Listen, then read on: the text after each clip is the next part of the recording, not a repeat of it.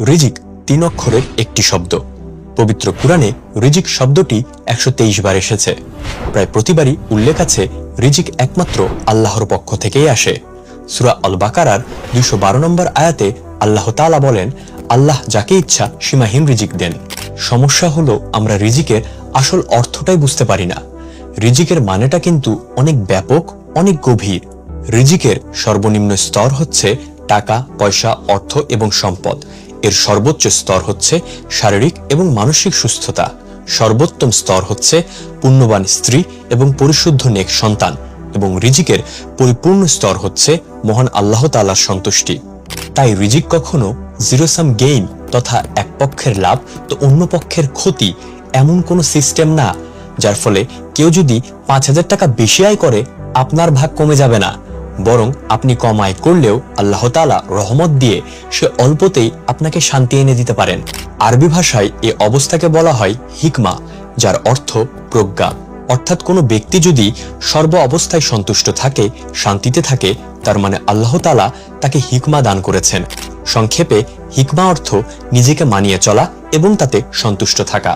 আল্লাহ যাকে হিকমা দান করেন তার ভেতর থাকে সাকিনা। আরবি সাকিনা শব্দের অর্থ শান্ত, প্রশান্ত, ধীর, স্থির।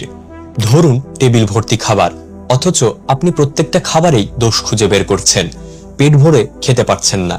কেননা আপনাকে সম্পদ তো দেওয়া হয়েছে, কিন্তু হিকমা দেওয়া হয়নি, যার ফলে আপনার ভেতর কোনো সাকিনা নেই। আবার ধরুন আপনাকে হিকমা দেওয়া হয়েছে, যে জন্য আপনি আলু ভর্তা ডাল দিয়ে পরম প্রশান্তিতে পেট ভরে খেয়ে উঠে বলে উঠবেন আলহামদুলিল্লাহ।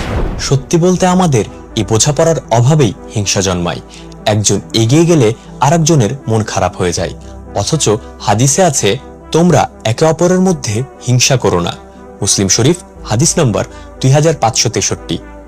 একজন ভাই চাকরি খুঁজছে, আপনি একটু সহযোগিতা করলে তার রাস্তাটা সহজ হতে পারে।